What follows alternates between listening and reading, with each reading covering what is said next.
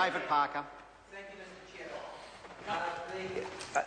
Peter Dunn, who just took his seat, said that we should take solace from his amendment to clause 8C of the bill. I want to read out what the Law Society said as to the collective effect of proposed sections 7 to 8D, and then deal in particular with concerns about 8B, which was their greater concern, which Mr. Dunn's amendments don't even address. They said in the Law Society, proposed sections 7 to 8D set out new objectives and functions for the GCSB, which, taken as a whole, effectively transform it from a foreign intelligence gathering agency into an additional domestic spy agency. That's their overall point. It's not an extension, apparently, Jonathan.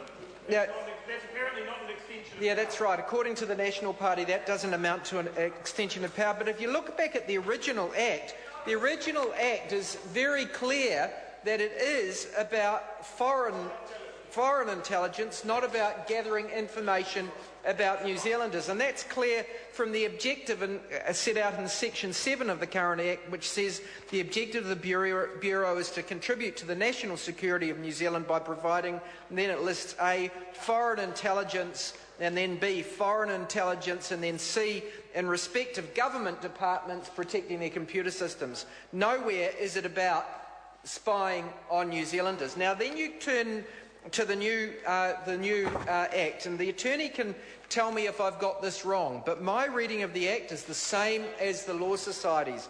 It says, for a start, we have the functions of the Bureau, and at Clause 8.2 of the bill it says the order in which the functions are set out doesn't create any order of importance or priority. So the order in which they appear is irrelevant.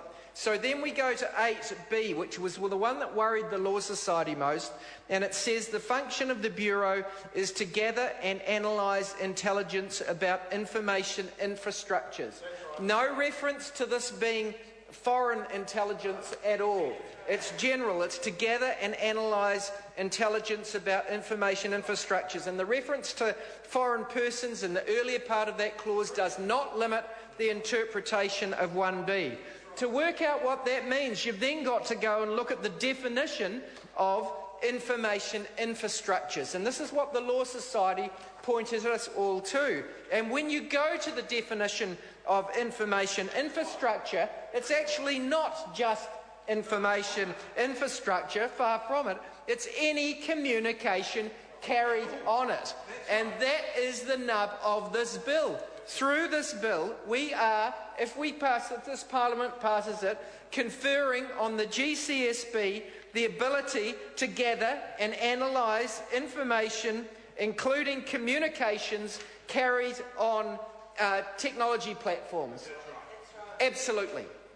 No restriction. This isn't under the provisions that where there has to be a warrant already given to the police. No. This is quite separate from the debate about whether they should be able to assist the police or the SIS.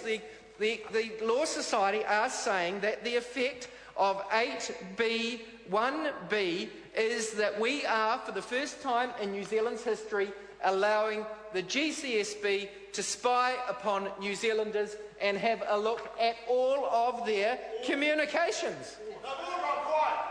That's what the Act says, according to the Law Society. And, Mr Dunn, your amendment is absolutely ineffective at curing that major increase in the jurisdiction of the GCSB.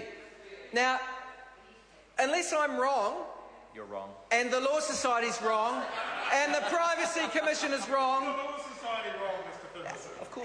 and the Privacy Commission is wrong, and the Human Rights Commission are wrong, because they all say this in respect of 8B, 1B. They say that that is a very wide information gathering power that can be used in respect of the GCSB.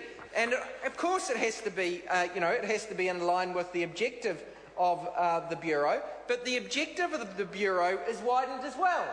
So there's no protection to be found in the new Clause 7, which replaces a more narrowly drawn section in the original legislation, and we have this very extensive power. So I want the Attorney to stand and tell me how it is that we are wrong, that 8B1B, Mr. Honourable Chairman, David Parker. that tell us how the GCSB is prevented from using the powers that are conferred in respect of 8B1B upon New Zealanders. Mr. Chairman. I'm going to call Stephen Browning. Mr. Chair, I want to